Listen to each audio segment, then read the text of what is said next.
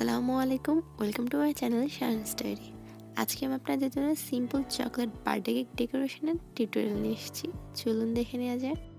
শুরুতে আপনাদেরকে একটা অনুরোধ করছি, আজকে ভিডিওটা টেনে টেনে না দেখে পুরোটা দেখবেন। আজকে আমি কেকের কিছু টিপস আপনাদের সাথে শেয়ার করব। আজকে কেকটা ডেকোরেশনের জন্য বেস হিসেবে আমি 3টা ডিম দিয়ে চকলেট কেক বানিয়ে নিয়েছি। কেকটাকে আমি সমান 3 ভাগে ভাগ করে নিয়েছি। স্পঞ্জ কেকে অবশ্যই সুগার সিরাপ ব্রাশ করতে হয়। আমি 1/3 কাপ পানির সাথে 2 টেবিল চামচ চিনি আর 1 চা চামচ চকলেট গানাশ মিশিয়ে এই সুগার সিরাপটা তৈরি করে নিয়েছি। কেকের এই লেয়ারে আমি ভালোভাবে সুগার সিরাপ ব্রাশ করে নেব। প্রতিটা লেয়ারে ভালোভাবে সুগার সিরাপ ব্রাশ করতে হয়, নাহলে কেকটা খেতে বেশি ভালো লাগে না। আর আপনারা একটা লেয়ারের সুগার সিরাপ ব্রাশ করে অবশ্যই 1 মিনিট ওয়েট করবেন, তারপরেই ক্রিমটা লাগাবেন। কেকের এই লেয়ারে ভালোভাবে সুগার সিরাপ ব্রাশ করে নিয়েছি। এবার আমি এর উপরে হুইপ ক্রিম দিয়ে দিব। আজকে কেকটা ডেকোরেশনের জন্য আমি 1 কাপ এবার হুইপ ক্রিম নিয়েছি। এই ক্রিমটা খুব সহজেই স্টিফ হয়, আর এই ক্রিমটা দিয়ে কাজ করে আমি খুব কমফোর্ট ফিল করি। আমি আপনাদের সাজেস্ট করব এবার হুইপ ক্রিমটা ব্যবহার করতে। একবার প্যাকেটের মুখ খোলার পরে এই ক্রিমটা আপনারা ডিপে 2 মাসের মতো সংরক্ষণ করতে পারবেন। যারা মাসে 4 থেকে 5টি কেক তৈরি করেন তারা এই ক্রিমটা ভালোভাবে ব্যবহার করতে পারবেন। একটা স্প্যাচুলার সাহায্যে আমি এই লেয়ারটা ভালোভাবে ক্রিম দিয়ে কভার করে নিচ্ছি। লেয়ারটা ভালোভাবে ক্রিম দিয়ে কভার করা হয়ে গেলে আমি এর পরের লেয়ারটা দিয়ে দিব এবং এই লেয়ারেও ভালোভাবে সুগার সিরাপ ব্রাশ করে নেব। একইভাবে এই লেয়ারটাও ক্রিম দিয়ে ভালোভাবে কভার করে নিব। আমি আপনাদেরকে একটা কথা বলছি, চকলেট কেক অন্যান্য কেকের তুলনায় ফুলে কম, এবং যতটুকু ফুলে ততটুকুই থাকে। এই কেকটা চুপসে যায় কম। Vanilla cake, orange cake, lemon cake যেমন অনেকটা চুপসে যায়, এই কেকটা কিন্তু খুব বেশি চুপসে যায় না। ডিমের সাথে যে পরিমাণ উপকরণ দিয়ে আপনারা ভ্যানিলা কেক তৈরি করেন, চকলেট কেক তৈরি করার সময় সেখানে 3টা ডিম অবশ্যই ইউজ করবেন। এক্ষেত্রে কেকটা অনেক বেশি নরম হবে।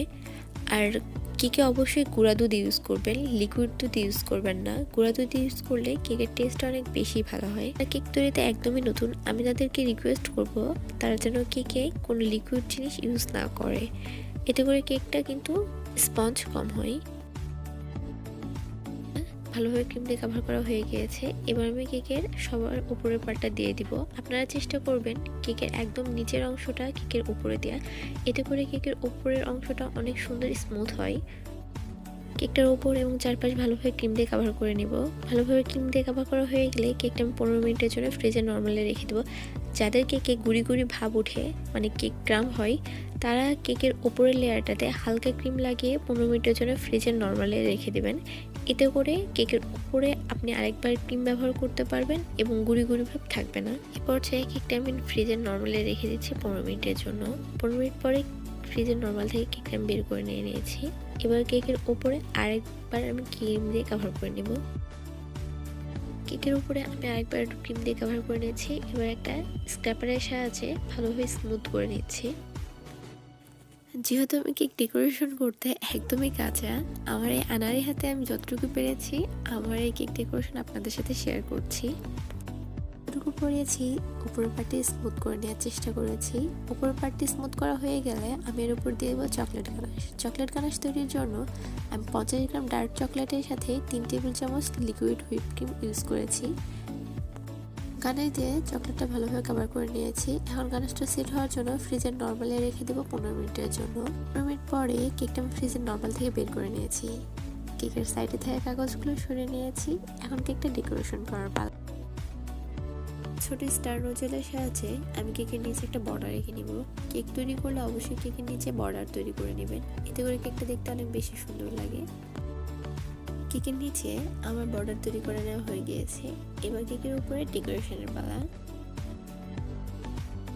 একটা 2D স্টার নোজেলের সাহায্যে আমি কেকের উপরে কিছুটা ফুল আঁকিয়ে নিচ্ছি। যেহেতু কেকটাকে নাম লিখবো, তাই কেকের একটা সাইড ফাঁকা রেখে দেবো।